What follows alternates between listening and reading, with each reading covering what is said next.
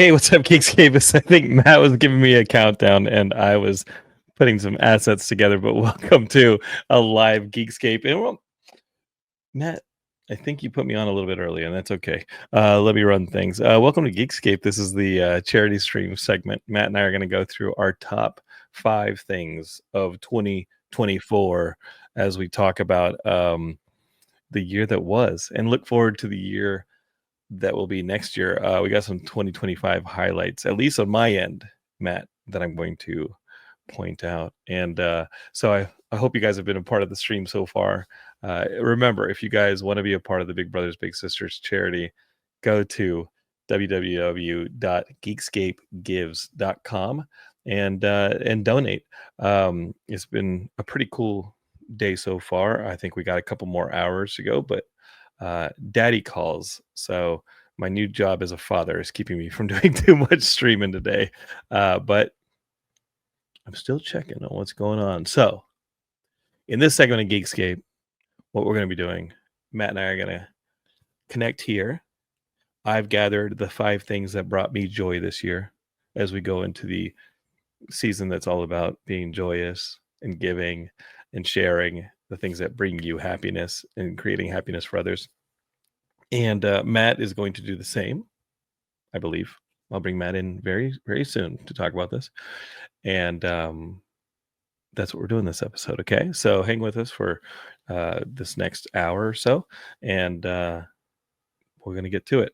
All right. Let me bring Matt in, okay? Matt, if you're in the green room, I want you to be ready. Nod if you're ready. I can see you in the green room. I don't want any surprises. You know, like you surprised me by throwing me in there 5 minutes early.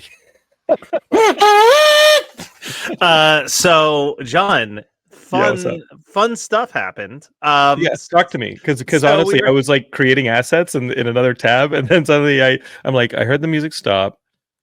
Yeah, whatever. Okay, cool. Let's go.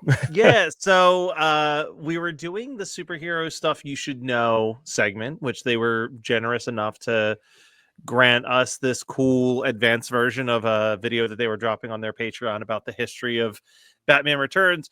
And it was starting to stop every like 10 seconds. And I was like, I don't know what's happening. Yeah. And then all of a sudden, a big warning sign popped up on my Chrome. So I jumped onto the laptop that I have beside me in case of any technical issues and was like, hey, we're going to go to a commercial break. And when we're back, it'll be the Geekscape segment. And you logged in. So I was like in the chat being like, John, you're coming up in a couple seconds. Just a heads up, buddy. My apologies. My apologies. I think that you should stop like ticking off the FBI with your file sharing. That's probably what it is. But John, I got some big news, right? Yeah. Well, I thought the big news was that your computer's about to explode, or that the superhero stuff you should hype people got a cease and desist from Warner Brothers that caused the segment to be canceled. Something happened, but something else that happened was we're at $400, John. We're so close to $400. So, you know, we made it easy for everybody. Geekscapegives.com. Go hit it up, make a donation, make a difference. John, you were here with me. I mean, it was 6 a.m. where you were at, talking to Charlene from Big Brothers Big Sisters. And just really, I think what I love about this program and why I'm always so driven for it to be the one that we do every holiday season is that at its core, it's, you know, lonely kids finding an adult mentor that's like there to make them feel a little less lonely or a little less outcast in a weird way. And what is more Geekscape than that? You know what I mean? Like Geekscape is just the home of the home for so many people who maybe had felt pushed aside throughout their childhood or beyond. So yeah. I think it just kind of makes sense as the charity that Geekscape plants its flag in for. Well, I know Derek Cranevelt is watching, and he says he wishes he had a big brother like Matt. Oh. I have a little brother like Matt. It's me. It's you, brother. And also Derek. Derek is also. I feel like all the Geekscapists are my children, especially the Gen 1 Geekscapists. Can we do the Gen 1 Geekscapists? Because there's also like the hormones, which is what I call the horror movie nighters, the HMNers. I call them. I like that nickname. Yeah, the hormones, you know? There's a lot of horror, a lot of moaning, in the horror movies, so that you guys are the hormones. There's the Weird Al, they're the weirdos. There's you know what? What's cool is that a couple of them joined our Facebook group, Geekscape Forever, as that segment of the Weird Al stuff was going. There were a couple really cool ladies who were like, I want to get in on this and talk to the other Geekscapists, and they joined Geekscape I Forever. love that so That was much. cool. They jumped That right makes into me it. really happy.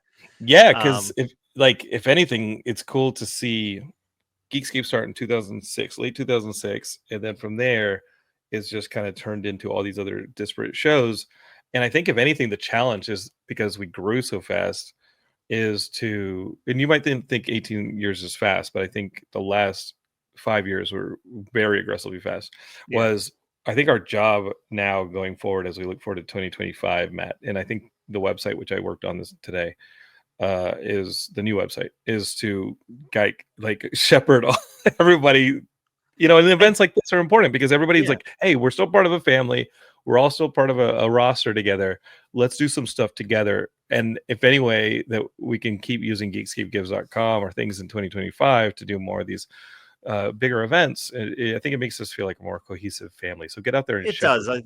I think the new website and the YouTube page are both really starting to become this place where like this giant collection of shows kind of floating in the ether get funneled into a central location where it's like, go there. Like we were Yeah, talking about Derek. I was talking to Derek the other day with a pitch of like, hey, I know that doing Xbox Game Passengers was like a lot of work and it was really stressful and you felt like you had to play like hours and hours of a game to be able to properly review it. What if it's just a monthly live stream event that like the audience literally votes on a game that day that's on Xbox Game Pass and you just go live with somebody else and just play it for an hour or two and talk about your feelings in real time? real fast, Matt, are you catching these Ophelia like I'm cameos that are happening in the background? I'm seeing that I am clocking them. I'm not sure if you saw, but Barb's youngest had a small cameo during the napping through happy hours segment. Yeah, He woke up from his nap early, and I was the only one home. So my mom's in town, and Heidi's like running back and forth trying to get Ophelia fed and this and that. And I was like, okay, well, there's stuff in the kitchen. You got to cross the living room where, I got kicked out of the Geekscape office as it became Ophelia's room. And that's just the way it goes. I Again, know it's as the life. family expands. Yeah, So she'll have a podcast next year. She just has she's to get. talking a lot. I was gonna say she just got to form like one or two words, and I can work with that. I think she has a better language at the moment than I do. I mean, she definitely has a better grasp of English than me. There's something. So I made Paul laugh his ass off at Thanksgiving because obviously Return of the Jedi, you got to grow up with Return of the Jedi, but the Ewoks, I have probably not seen Return of the Jedi in 20 years, Yeah. right? Because I just know it so well. And by the time I left high school, my friend Andy Dierks and I had watched the original trilogy so many times, especially by the time the special editions came out, that people wouldn't watch them with us because we'd say the lines and the R2D2 beeps and the Ewok phrases right before they came on screen. And people would be like, what are you like? This is not fun Yeah. to watch you guys basically pre-parrot Star Wars. Yeah, But I at was least don't prepare it. Try to be in sync with the movie, you no, asshole. we were ruining the whole thing. We're ruining the whole thing. So I was tucking Ophelia in, like getting her comfortable, so like that. And I thought of the Ewoks that are putting wood under Han Solo and like Chewbacca and stuff, and Luke, where they like put them in the net, Yeah. and so I was going unga lunga lunga. The little song. There's that one, and he does it. I think he does it twice in that section in Endor. But the little Ewok goes lunga lunga lunga. I was Whenever gonna say I'm most people know Yub Nub, and that's about it for the Yum Ewok Nub's songs. great. Not Jonathan. Jonathan's got the I random go little. deep cut. I go Of course deep you cut do. with my Ewok songs. And you know the cool fact about the Ewok song, right? About the Yub Nub song that was in the original Return of the Jedi. It I was don't written think by, I do. yeah, I believe it was composed by John Williams' son. Oh, that's adorable. I love And you that. know John Williams' son because he also did DuckTales, Oh, whoa. Gummy Bears, There's some good ass And theme songs. and don't quote me on this. I don't want to be the one podcast on the internet that just says shit without backing it up with research. I think he's a member of Toto. So It's possible. Well, it all I mean, makes there's sense. that documentary about yacht rock that just came out on HBO Max, which Oh my god, I highly gotta watch it. recommend. It's delightful. I But gotta tell you, I wanted to watch it, and Mickey Rapkin, who was one of my guests this past year for Anne Frank Gift Shop, the guy who created what's the acapella stuff, the acapella movies. oh, Pitch Perfect. Pitch Pitch Perfect. Perfect movies. Yeah. His acapella group is in it. He didn't know Yeah. until he's watching it, and then suddenly they do this whole section, I guess, on acapella, and there he is with his acapella group. There's so this is the slightest spoiler on it, but there is nothing more delightful than, like all these guys, like Yacht Rock describes them so well because they're so laid back until you get two like major juxtapositions. And one is that they're talking to Christopher Cross and they're talking about the song Ride Like the Wind. And he like as normally as I would just ask you how your day was going, was like, oh well, Run Like the Wind was written when I was on acid going cross country. like and like doesn't elaborate or anything like that. Just like his explanation. But then later on in the documentary, they're talking about how the guy from Steely Dan, Donald Fagon, I think his name is, he hates the term yacht rock. And they're like, I'm really curious what he'll think about this. And then it just cuts to a picture of him with the sound of a phone call from the director. And he's like, yeah, Don, just wanted to see if you'd like to be on our documentary, Yacht Rock. And he goes, what's it called? He goes, it's called Yacht Rock. He goes, yeah, I'll be in your doc to say these two words, fuck yourself. And then he just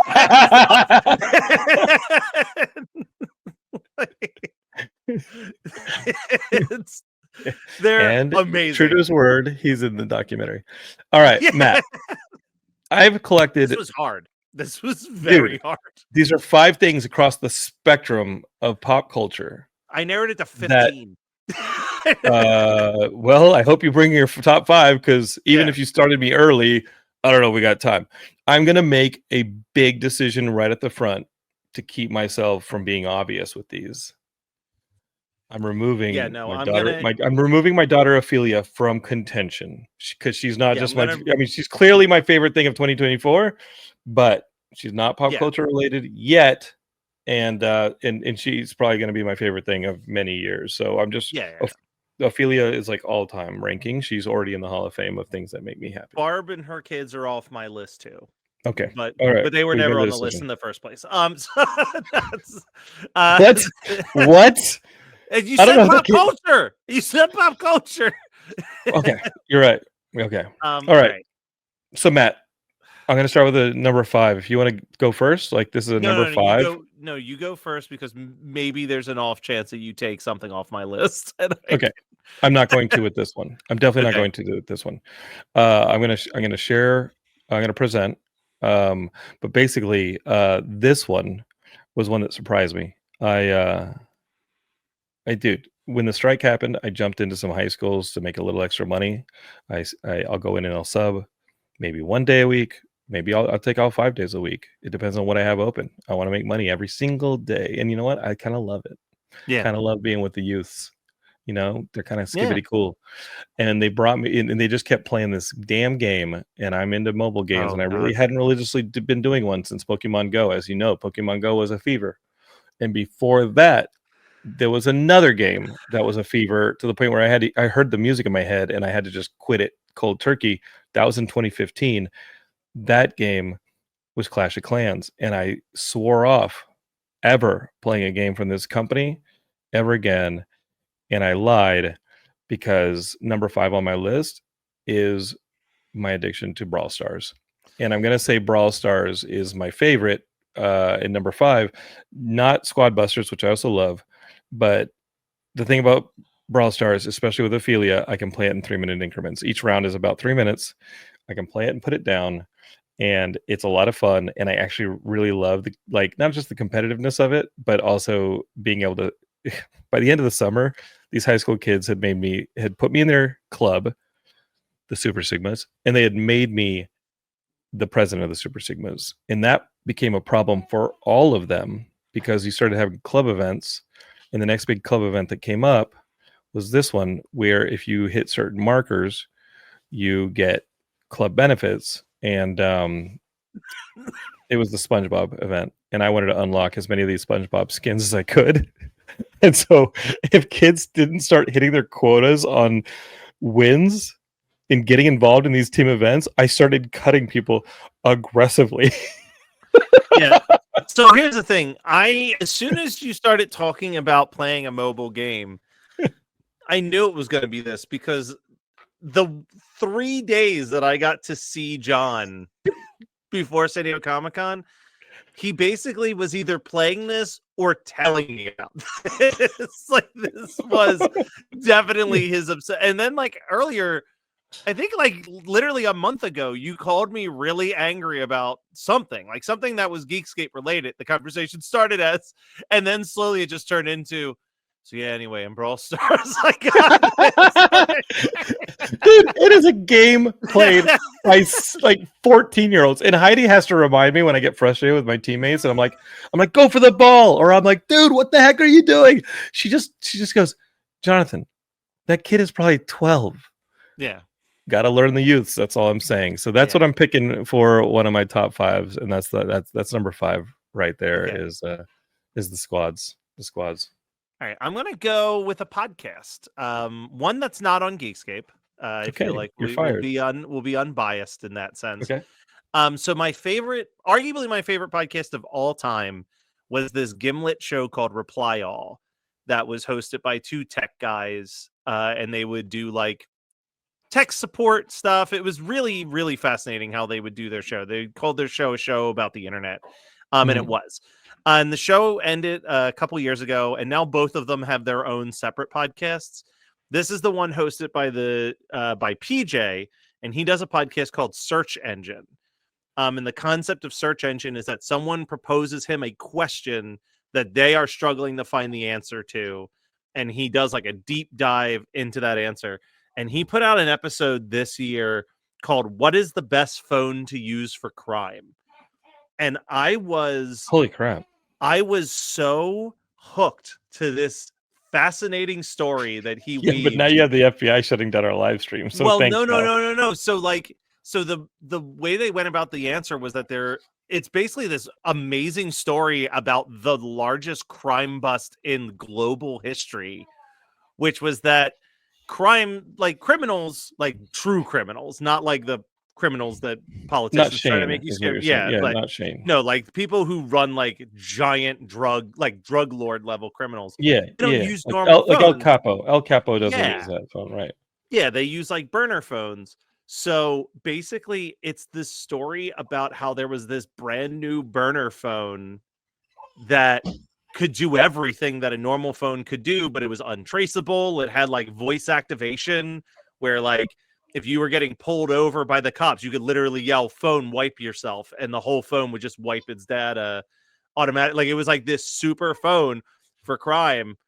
And all these criminals bought it, and they started using it for 2 to 3 years, and then they all start getting arrested because the US government created the phone and was tracking every single text message that was being sent for that entire period of time. And he just goes through the entire story of how that like sting operation took place. And it is I was like, I could not stop listening. It was like one of those things where I went to Starbucks and I was listening to it in the car, and then I just kept driving around the neighborhood because I'm like, I need to hear how this story ends. Like, I was hooked. So that was the only time all year that there was a podcast where I legitimately would not stop driving in the car until I got to the end of it. So I had to put that somewhere on my list.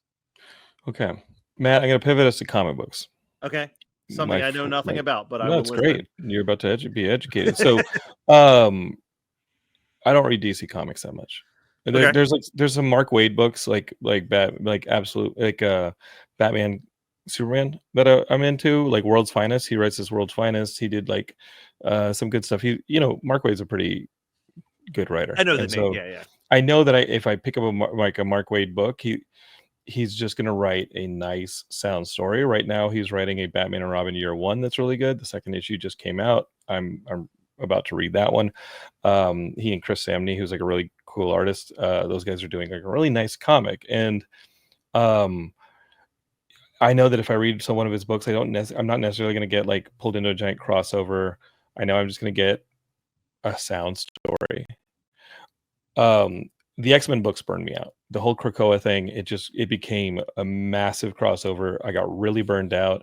I started dropping almost all but like 3 maybe Marvel books, and I found myself without a whole lot to read. And then DC started this new initiative, like this whole all-in thing, and it includes an absolute version of Batman, an absolute version of Superman, and an absolute version of Wonder Woman that are outside of like a continuity. And the Batman one's cool. It's Scott Snyder, who everybody loves on Batman, and it reminds me. I think it takes some DNA from the Aronofsky Frank Miller movie that didn't happen. It was, Warner Bros. Was either going to make Batman Begins, or they're going to make this Batman movie with that Frank Miller wrote with Darren Aronofsky, and we didn't get it. And this feels like that. Like Bruce is a bit of a, he's not necessarily like a wealthy Wayne. He built himself up, and dude, he uses dirty weapons. But I'm not going to say that book, because there's another book that I think is a better absolute version, and that is Absolute Wonder Woman. Okay. Where before she's born, the Amazons tick off Zeus, and at the beginning of the book, well, you see like this whole like invasion of monsters coming from a different dimension, and suddenly like this badass soldier comes in on a skull Pegasus, like a skeletal Pegasus, and starts like thrashing them and saving the city. And you flash back and you see basically the story where there's somebody who's like cast out. She's living in hell, and the baby's sent to her, and basically Zeus took Diana as a baby away from the Amazons to punish them, and now Diana was raised in hell with dark magic.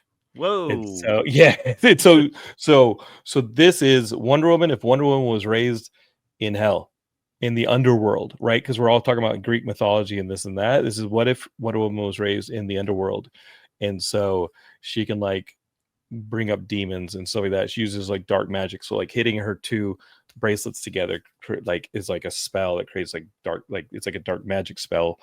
The lasso still burn. It almost works like the penance stare from Ghost Rider. Like if you grab a demon or a bad guy with the lasso now, yes, it will make you admit the truth, but it will also make you feel all of the sins you've committed at once. And so it's like the penance stare from Ghost Rider, and it just burns you. And she's still a good guy. She's still a hero, but she has the powers of hell and dark magic and all that stuff. So I'm going to say Wonder Woman, Absolute Wonder Woman, is my favorite comic of the year. And there were some great comics this year. That sounds really, really fucking cool. Okay, let's see. Let's go music. I'm gonna go with a music thing real quick. So we had a musician guest on One Hit Thunder as well as Weird Algorithm to promote this. I actually got to meet her in person at the Weird Al get together thing that you and I went to the night before San Diego Comic-Con. And she's a very funny comic named Allie Gertz, but she's also a super talented musician. And this year she put out an album called Peeled Back that is her covering Nine Inch Nails songs with just a guitar and an orchestra and a drum machine. And it's like these, like, think of what Johnny Cash did with Hurt, and think of that for like the much angrier, darker Downward Spiral songs, like equally stripped down, but like way more produced and orchestrated. Not just like a person with a guitar, but like imagine like a person with an orchestra and like a band backing them. And it's just so haunting and cool and interesting. And so I just recommend everyone check out that album. Allie Gertz, Peeled Back is the name of the album. That sounds amazing. Sereno so in the comments is saying, "Hey, that's cool about Wonder Woman." And the first 2 issues are out, so and there's only 5 issues in the first storyline, so you can probably wait for it to be collected in 5 issues, and you'll have a nice little story. I don't know if they're ongoing or not, but the Batman one kicks ass too. I'm gonna go music too. Okay. And the music has been awesome. You guys have Joel Reeder as a guest on One Hit Thunder. He's been a guest here on this stream, or will be. Joel was in the Mr. T Experience. I first met him in 1998. He has the band The Fatal Flaw. They've been putting out some great singles. You also have a pretty awesome album, Trailblazer, from our good buddy. I just hung out with Matt the other day. Matt DeStefano, I've known him online through you for almost a decade. We finally hung out here in LA, and he's got this Team Goldie project, and that album is fantastic. There's new releases from Les and Jake. There's some new stuff across the board from a lot of bands that I love. But Matt, come on, man. Are they the most influential band in my life? No, they're not. This wasn't going to happen. This was always going to happen. It was always going to be this. It was always going to be this. It's their. I mean, I got a really cool experience of getting to go to the record release party for this, but this is easily the best Green Day album in like a decade. Like, it is so good. It's. I think it's a little long. There, I feel like there's 3 tracks in a row that all feel like they could have been the closer.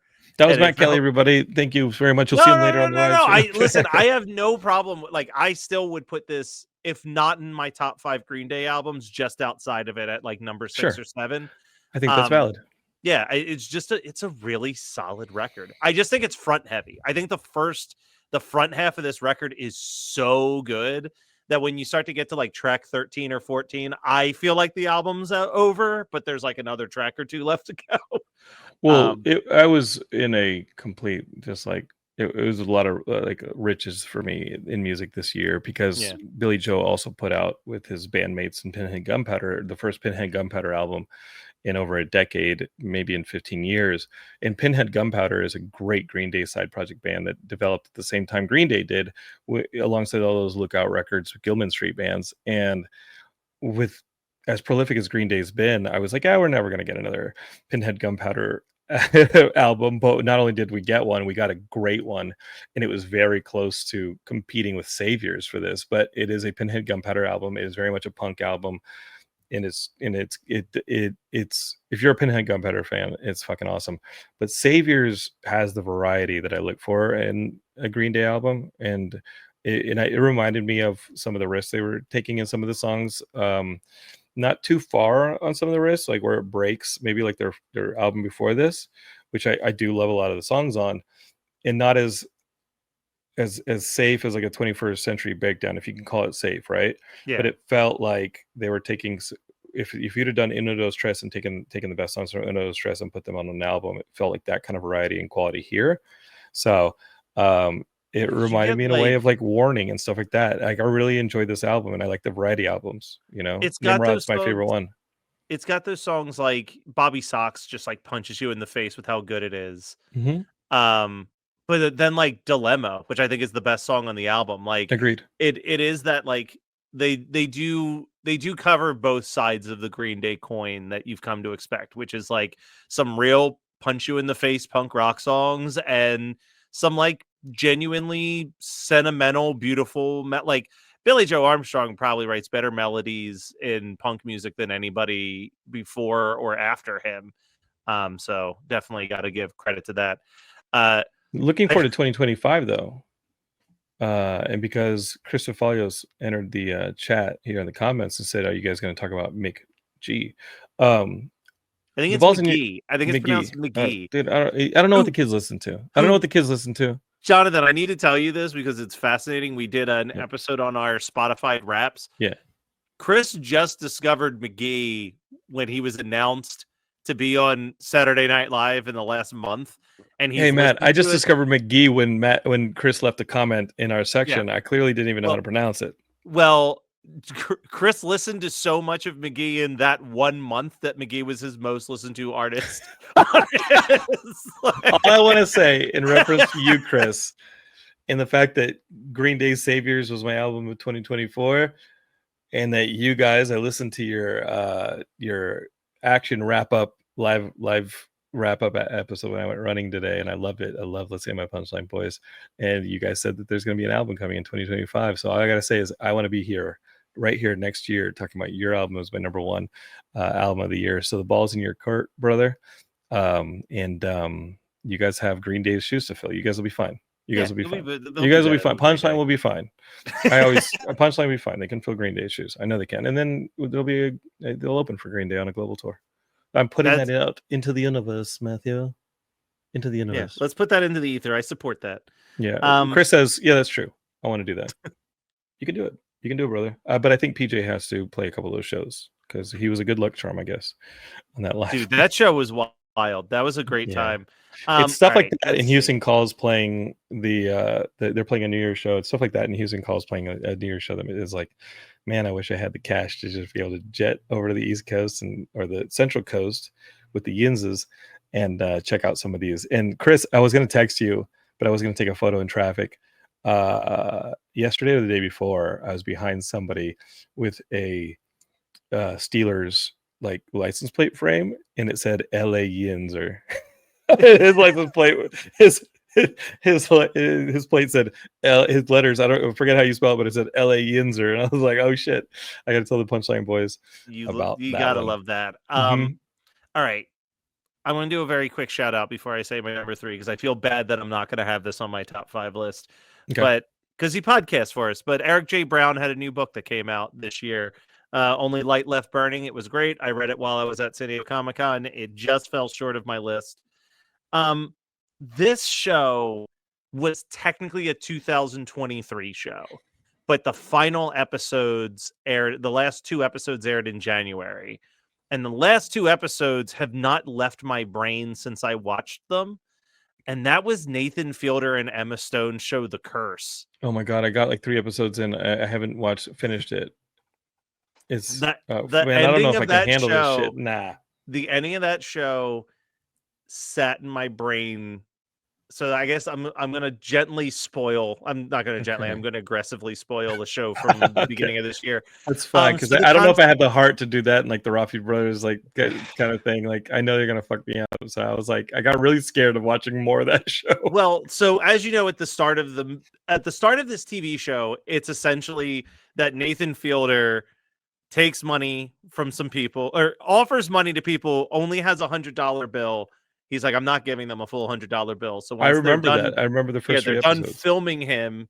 He takes that $100 bill back and promises to find change. And the little girl puts a curse on him, and he becomes so scared about the fact that like this girl may or may not have been able to curse him that he starts like destroying his own life, basically. Yeah.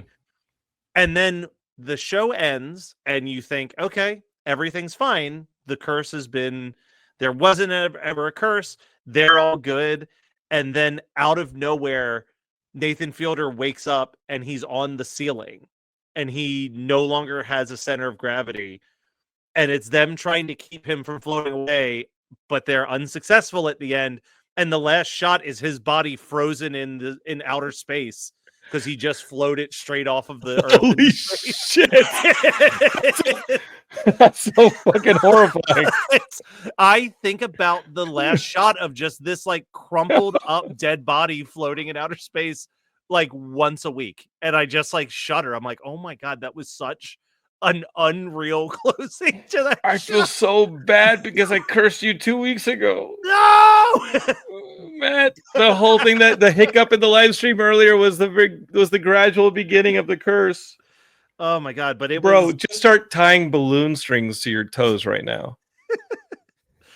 The good news is, if you become a human balloon, like Barb's kids will love you.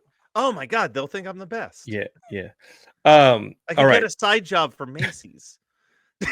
So Matt, since you're talking TV, I'm gonna kick it over to entertainment.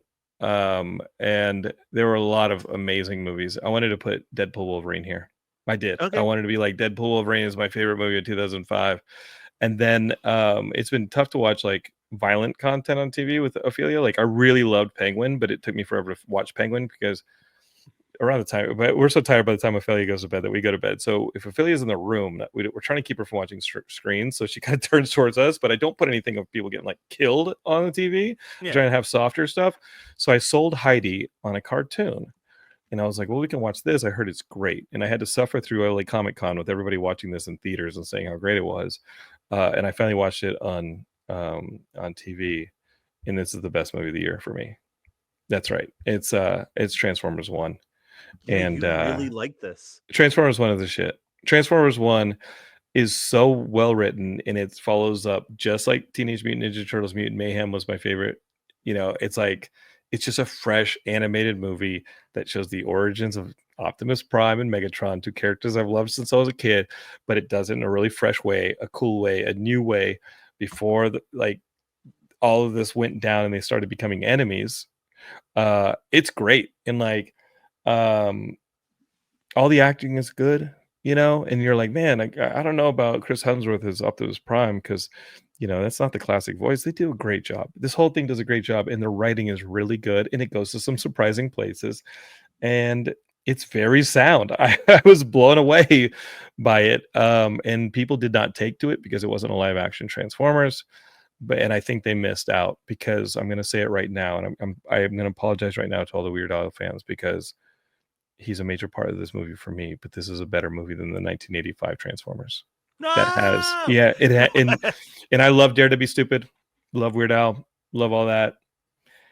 This is the best Transformers movie of all time, and it makes me really sad that Hasbro, after this and the Dungeons and Dragons movie, didn't do what they wanted it to do. I still think that these movies both performed alongside Batman Begins, because Batman Begins was not a hit.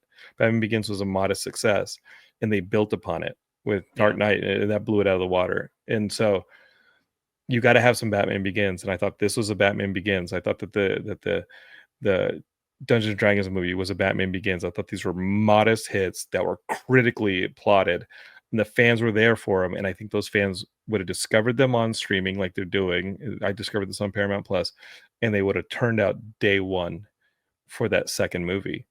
And now looking at a Sonic the Hedgehog 3, which I'm super excited about, of course. Yeah. You got to remember that number one came out at the beginning of the pandemic or right before the pandemic. Also a modest hit. It earned a sequel. Now you got 3 movies ready to go. This is what this movie deserves. It's what the Dungeons and Dragons movie deserves. But now Hasbro said they're only doing licensing. They're not creating their own stuff. They're going to license these to other producers. And all I can think is, damn, I hope somebody would take this up, take the Dungeons and Dragons movie up and give us sequels to those. So that's my favorite movie of 2024. All right. I'm not going to do my favorite movie yet because that is easily my number one of the year. Okay. So instead, I'm going to do my favorite TV show of the year, which might be on your list, or maybe you didn't watch any of it. I don't know. Your life has been crazy since the summer. Just a little. Just a little. I mean, everyone was talking about it. X-Men 97, man. X-Men 97 was so goddamn good. Oh my God. You forgot about it when you were making your list of 5 things, didn't you? No, because if you're at a comic convention, like Tessa Markle from one of our shows, we were at WonderCon, and it was all X-Men 97 at WonderCon. Yeah. It was all X-Men 97 at Comic Con. It was all X-Men 97 at LA Comic Con. I didn't. It just, fuck. Yeah, no, it's not on the list, but it's fucking number 6. It's so X-Men good. 97. X-Men 97 is phenomenal. I think it's the best thing that Marvel released this year across all of the shows, and even I'll put it over the Deadpool and Wolverine. I just thought that it was so, I mean, I was like, how good could this be? And it just captured everything that reminded me of waking up Saturday morning to watch the next episode. And it became like this. It was actually coming out. It was coming out as Barb was moving in. Like that was like right where that release schedule essentially was. So it was like we had this weird dynamic of like she would come over and just watch the new episode of X-Men 97. Wait, you like this because you had sex to it, is what you're telling me? No, that's not what I'm saying, John. She would move some stuff into the house, and before she had to go back to where she was living at that time, we would sit there and watch X-Men 97 to see the newest episode. And I mean, there were so many fun episodes. They even made an awesome Mojo episode. Yo, My they made the best Friday 13th since like one of the original Friday 13ths. Like Yeah. that Madeline Pryor episode is a fucking great Dream Warriors kind of style. Like That would Friday be 13th Nightmare on Elm or Street, Nightmare on Sean. Elm Street. My bad. Daddy brain. Nightmare on Elm Street. And I voted in the Nightmare on Elm Street one. My favorite is the one with Corey Feldman. No, I'm kidding. Yeah. My favorite is the one where the guy gets killed in the porta potty. My favorite Nightmare on Elm Street is the one where the guy. It's like that's Friday 13th, you idiot. Yeah, no, the X-Men 97 and Boda Mayo did a phenomenal job, and talk about big fucking shoes to fill on the next 2 seasons of that without him. I think he scripted through the first 2 seasons before he's let go, but and maybe a little 3, but yeah, that was just such a above and beyond accomplishment that I was like, I can't believe how good this is. Like Tessa Markle was dressed as Rogue at no, or Jean Grey. Jean Grey. She has it written there there in the comment you put on the screen. Yeah. Her friend was, sorry, Tessa. Your friend was your friend Jessa was Rogue, and we just walked around WonderCon, and there were so many Rogues and so many Jean Greys. Not as great as them. No, not as great as them. But having Jessa and Tessa meet the original Rogue voice actress was like so big for her. It was cool to witness that. And Geekscape is Tessa's part of our family at Femme Regard. They have a brand new movie coming out called Sync. Right? I get this right? Sync. We just played a couple clips of it about an hour ago on the stream. God, the Daddy. I should not be podcasting with Daddy Brain. It's very dangerous. It's okay. It's very dangerous. I said Friday the 13th when I met Nightmare on Elm Street. Nightmare on Elm Street is my favorite franchise. Yeah. Well, you know what's the great thing about Nightmare on Elm Street, John, is in about an hour and a half, we're going to be debuting our next YouTube video, which is the definitive rankings of the Nightmare on Elm Street franchise. So you're definitely going to want to stay tuned for that. And also, while we've got a captive audience commenting, just a reminder, geekscapegives.com is a great place to go and help support the big brothers, big sisters. Make sure you throw a donation out there. We're at $400. Our goal is to get to 2,000. And Chris just said Dream Child is the best, and that is the most psychotic take I've heard in a very long time. I love Chris, but I feel like there's a little bit of edgelord in Chris, where he's like, I'm gonna throw a stick in the spokes, right? Just to fucking, I just want to watch the world burn. Yeah, he's like, everyone's having fun. Let me mention the worst one. You know what, Chris? You earned that Benny Hill theme song to come out to on Punchline. You yourself, the Punchline Boys had an intro with the Golden Girls theme song, and then the guy running the sound let the CD play or the track play, and it went into the Benny Hill song, and they all had to come out to the Benny Hill song before he caught wind and cut it off. But like, Chris, that was your curse. If I'm going to curse people, I'm going to curse people in like really small, weird ways. That would be how I did it. Chris says, no, Dream Child is my favorite. I love any show, movie with pregnancy. Go through a pregnancy, Chris. What's stopping you, baby? That's the horror movie. Let's do it. Let's do it. I gotta tell you, the most fucking badass moment of my 2024 was watching Ophelia get born, and it was the most metal, badass fucking thing I've ever seen a human being do in my entire life, because I love Heidi to death.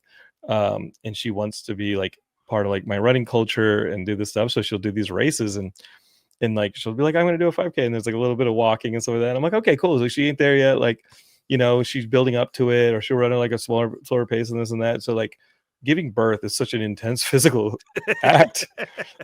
She fucking was doing this shit. And I'm like, how is she doing this? It was the most badass effing thing ever. Ophelia defeated Kruger in the womb, is what I learned. And keep in mind, Ophelia was born with a mohawk that she still has. So my baby has a mohawk. Chris says, I'm not interested in birth, really. No, it's the pregnancy we're talking about. The birth is the last part of it. All right, John. All right, last one. Number one. Here's my number one, and then I'm going to mention my favorite thing for possibly 2025 beyond the Punchline album. But my number one, guys, I have such incredible pride of being a part of this, and Geekscape being a part of this. It's Adam Schomer's docuseries Selling Superman, which Geekscape is featured heavily on. I'm in episode 4 of the 4-part series. This thing is such an incredible moving docuseries about a family's trauma and inheriting one of the most valuable comic book collections of all time, and then having to deal with letting go of it or selling it while processing the trauma that this father enacted on this family. And you guys, Selling Superman, go find this documentary. It's on Apple TV. It's on all these different, digital platforms, and watch this four-parter. It's going to take you a couple hours, and it's fucking great. You're going to be so moved. I loved being a part of it. I'm super proud of Geekscape's a major part of it, and I'm so proud of it. And I told Adam, I said, "What are we working on next? Let's go." Yeah. Well, that's not on my list. Because you haven't had the time to watch it yet. I haven't had Because this. you've been I've working on been this too. spending Watch it every over Christmas waking break. second doing this. Yeah, watch it over Christmas break. Selling Superman is an incredible accomplishment. It's phenomenal. I mean, this is gonna be the least shocking thing that I put at number one. It's a new ska album Yeah, with Muppets and some Disney characters and you got my one thing warm blanket correct. of a childhood. There's one person who is undeniably my creative hero, and Ron Howard knocked it out of the park with a Oh, documentary about him this year. Jim Henson, Idea Man on Disney Plus was so freaking good. Like it it kind of captures everything I've ever said and looked up to Jim Henson about, and it doesn't shy away from the negatives of Jim Henson. Like he was kind of a shit father in a lot of ways, and an even worse husband. Not in like an abusive way, but in a neglectful way. He put his work above everything. mm, But the way it captures his creativity and that screaming voice inside that makes you just have to keep creating. I mean, I just think that they capture something so interesting, and just the way he saw the world, the way he saw creating things. It's right up there with Won't You Be My Neighbor about Mr. Rogers as one of my favorite documentaries about a person. Because I think it really just captures it all. well, I gotta tell you, I creeped Brian Henson out at the Newport Beach Film Festival way Okay. back in 2005 or 6 when Gay by Dawn, my movie Gay by Dawn, was playing Newport Beach Film Festival, and he was a guest of honor to, I think, screen Labyrinth.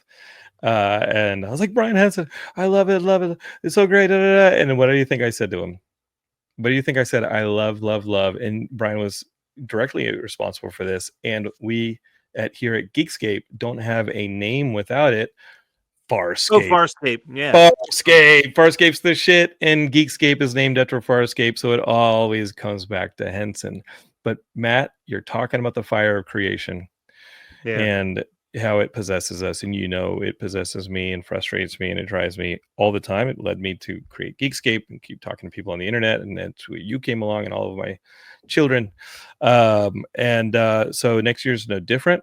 Geekscape's going to keep creating. And so I'm going to show you guys right here the cover to Ooh. Hero of the Prophecy #1. This is a comic that we're releasing early next year, and it's the first issue of the story that I created as a love letter from my brother Paul. You guys know him as a former WWE wrestler. How many W's is in there? And Paul, when he left the WWE, he was like, "What do I do now?" And we started working on this project called The Hero of the Prophecy. There's a video version of it. We took the sizzle around. We tried to raise some money on it. I actually talked about that process on this last Geekscape episode with the Invisible Raptor folks. And then during the pandemic, I finally said, "Hey, this story is just going to sit on my effing hard drive if I don't start telling it." So, my Geekscape partner in crime with Matt, George Callert, and we gathered some artists. We started making some comics, and we invested in the first Geekscape comic of several. Is going to be Paul London Here, the Prophecy, Can and this you is issue #1. can you zoom Um, in on where that number look, one is? check this out. Check this I out. think I Check see this out. something up Right there. there. You like that? There's a little logo. Geekscape Comics #1 right there. And then this is going to be coming to a crowdfund platform early next year. I had to go and have a kid, so it kind of delayed things. But it's all written, and that's art by Vittorio Stone did the covers. He does Canto for Dark Horse. Um, um, you know, the artist is awesome, and we're just super stoked for Hear the Prophecy. Yeah, and it's fun. Like if you like Willow, if you like what else? All those 80s Beastmaster, all those 80s fantasy movies. Imagine my brother as a pro wrestler getting galaxy quested to one of those worlds to deal with an evil wizard because they see pro wrestling and they say, "Oh, look at that They don't know it's fake. They don't know it's fake. They say, "Look at that guy. He's fighting 5 people in an arena at once." And so they summon a pro wrestler to deal with an evil wizard, and he shows up and says, "You idiots! I'm a freaking pro wrestler. I'm pantomime fighting, not fighting." And now he's got to put the big boy pants on and save a kingdom from an evil wizard. And I sent this over to Doug Jones, who played him in the Sizzle, and he was like, "This is amazing." So well, that's coming from Geekscape soon, and then of course I'm working on that Super Action Man comic next. So Geekscape Comics 2025, baby. That's what's going on there. I want to give a couple quick honorable mentions to some stuff that I so badly wish I could have put on my top 5 list. One other podcast, there's a true crime podcast called Who Shat on the Floor at My Wedding. They had their 2nd season this year. There's more shitting at weddings? No, this one is now the case of the tiny suitcase. About how someone left a tiny suitcase on their front deck and they don't know who did it. So these girls they tried to solve the case. It had a tiny little suit inside of it. Listen to find out more.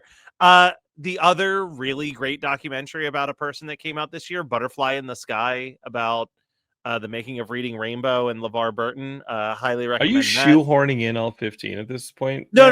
I got 2 more. You effing cheater. John, did you ever watch Acapulco on Apple? Yeah, I watched. Yeah. The newest season this year was great. Acapulco, I think it's a very slept on Apple TV series. Highly recommend. It's just cute and fun.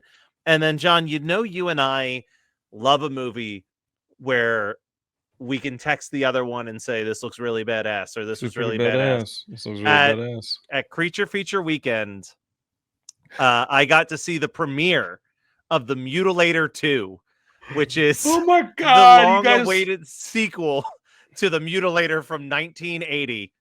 And you only text me when you're flirting with freaking lawsuits that might result in me getting pulled into some lawsuit because you and Scott and Kyle over at Horror Movie Night start like reprinting other people's artwork and giving it out for free and violating copyrights. And you're like, "Hey, let me just warn you about this happening." It's water under the bridge because we love this. Well, I can't speak for Scott, but Kyle and I love the director off because you reproduced his poster and you started giving him out, and the guy came over and saw you guys doing this and was like, "Listen, this is bullshit." Bud and I are like this now. So then you chummed him up on the panel, just like I taught you to. We became best friends on the panel. Mutilator 2, best movie of 2024. It is the most insane movie I've ever watched, John. And like, here's the thing. Chris Mathias is like, "I didn't know Matt got in trouble." Okay, because I helped him assuage the damn thing. Yeah, I was like, "Matt, go up on stage and kiss his ass and tell everybody to watch his movie." So this movie is amazing because it's a movie without a third act, and we could not believe what we were watching. It should be showing up on streaming at some point. I am telling you that this movie is going to be like in that same conversation as like a Troll 2, a Room, a Birdemic, because I don't think that they intend for it to be this weird. But there's so much brilliance in it at the same time. It's like a love letter to making movies, but like in the hands of a person who made one movie in 1980 and then did nothing for 40 years and then made another movie. So it's like, it's not like, oh, over 40 years, they like learned their craft. George Lucas. Yeah. Like, it's like, who did A New Hope and didn't do anything else again until episode 1. Like it's what I could not believe. I was like laughing and screaming throughout this entire screening, but like having the best time. Like, it's not my number 1 movie of the year, but it is the best theatrical experience I've had in 2024. So I had to give that one a shout out at the end. Well, Chris Favalio says, "Do you think there's brilliance in Birdemic?" No, but it has Whitney Moore, who's a friend, and yeah, it helped us John, do you remember watching meet that Whitney with Moore. me when I lived in LA? We Yeah, watched it on yeah. your couch while we were trying to fix the old Geekscape website at that point. We were We looked at each other and migrating go, every article to a new website. okay, we're about to do it again in 2025. So can't lose that SEO, man. You gotta keep Yeah. those links, you know what I mean? Like, damn, man, we've been through some stuff. We've been through some real stuff. I gotta tell people right now, Yeah. if you guys are hanging around on Geekscape, this is your first actual Geekscape episode, the Geekscape podcast. I have a episode coming up next week with the filmmaker behind Chasing Amy. So if you guys Ooh. are fans of Chasing Amy, which I'm a major fan of, I've got this filmmaker who watched it and it started to help them work their way through their feelings as a non-cis individual and start saying like, wait a minute. So Sav Rogers, who made this movie, is going to be joining me on the next Geekscape, and we're going to be talking about how they started developing their feelings for women as teenagers while watching Chasing Amy, which I get to watch this weekend and put together. So remember when Kevin Smith was the guy who was like, I don't know how you do this podcast stuff, and he came on Geek Trove and I told him how to podcast, and now he's off and running with the podcast stuff. Well, we can't go too far from Kevin Smith and his influence. So it'll be cool to sit down and talk Chasing Amy again, because I love that movie, and that's coming up on the next Geekscape. It's, those of you who are brand new, it's coming up on the next Geekscape. Those of you who are brand new Geekscapists. Well, John, you've got a little bit of daddy brain happening, and that's because you got a little baby that needs you. Mm-hmm. And I think that baby still needs you. It's you. And You're talking about you. I'm talking about me. I'm the little baby. But what we also need are those donations. Geekscapegives.com. Go over there, even if it's just $1 or $2. Everything helps. Help us hit our goal of $2,000 today.